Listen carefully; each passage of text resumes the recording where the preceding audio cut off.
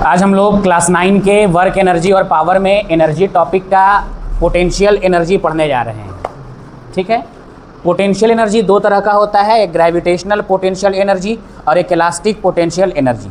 चलिए समझते हैं हम ग्रेविटेशनल पोटेंशियल एनर्जी क्या होता है।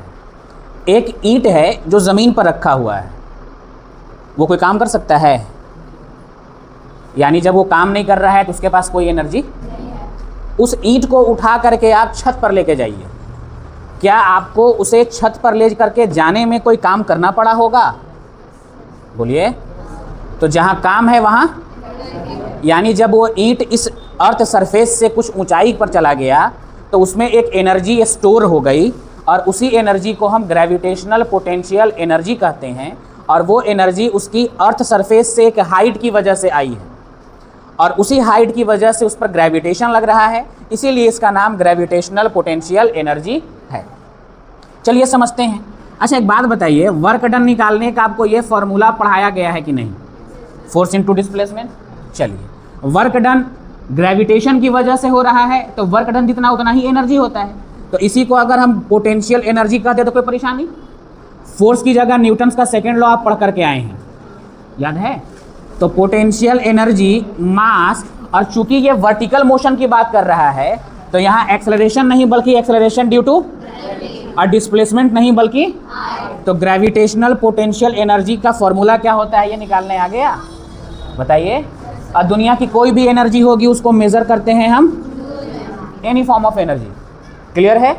चलिए अब आ जाते हैं इलास्टिक पोटेंशियल एनर्जी में। एक बात बताइएगा, स्प्रिंग देखे हैं आप? स्प्रिंग को अगर खींच के छोड़ देंगे तो क्या होगा? वो अपने ओरिजिनल शेप में वापस आ जाएगा। इसका मतलब ये हुआ कि स्प्रिंग को जब आप खींच रहे थे तो आपको कुछ काम करना पड़ा और वही काम एनर्जी के रूप में उसमें स्टोर हो गया और उसी एनर्जी का यूज़ करके दोबारा वो अपना ओरिजिनल शेप को गेन कर लिया। तो अगर किसी चीज़ को, किसी ऑब्जेक्ट को आप स्ट्रेच करते हैं, बेंड करते हैं, ट्विस्ट करते हैं और इन सब के करने के बाद वो अपना ओरिजिनल शेप में वापस आ जाता है छोड़ने के बाद आपके, तो उसके अंदर कौन सी एनर्जी है? किसी भी ऑब्जेक्ट के शेप को अगर आप फोर्स लगा करके डिफॉर्म करते हैं, उसके शेप को आप बदलते हैं, तो उसमें इलास्टिक पोटेंशियल एनर्जी स्टोर हो जाती है और उसी एनर्जी की मदद से वो अपना ओरिजिनल शेप को दोबारा रीगेन कर लेता है। ठीक है? इलास्टिक पोटेंशियल एनर्जी को निकालने का फॉर्मूला है 1/2 kx²। चलिए k क्या है? तो k को बोलते हैं स्प्रिंग कांस्टेंट, जिसको मेजर करते हैं न्यूटन पर मीटर में। मतलब क्या है सर? एक स्प्रिंग को जब आप खींचते हैं तो एक वैल्यू होता है कि पर मीटर एक्सटेंशन में वो कितना फोर्स लगेगा, उसमें वही k का वैल्यू है जिसे स्प्रिंग कांस्टेंट कहते हैं। और x हमारा एक्सटेंशन या कंप्रेशन है। अगर किसी चीज़ को खींच रहे हैं तो कितना खींचें ओरिजिनल लेंथ के बाद, वो एक्सटेंशन है। अगर किसी चीज़ को हम दबा रहे हैं तो ओरिजिनल लेंथ से कितना दबाएं, और उसी के वैल्यू को हम, तो ये इस फार्मूला से आप इलास्टिक पोटेंशियल एनर्जी निकाल सकते हैं और इसको भी मेज़र करने का यूनिट जूल ही है। कोई प्रॉब्लम? यहाँ तक बात सबको समझ में आ गई?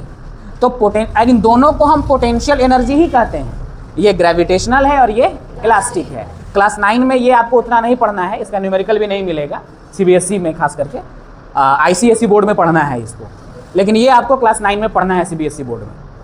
ठीक है? इस चीज़ का ध्यान रखिएगा। यूनिट सेम है, फॉर्मूला दोनों का अलग अलग है। ग्रेविटेशनल पोटेंशियल एनर्जी, किसी भी ऑब्जेक्ट को जब अर्थ सरफेस से किसी हाइट पर ले जाते हैं तो उसके पास ग्रेविटेशनल पोटेंशियल एनर्जी आ जाती है।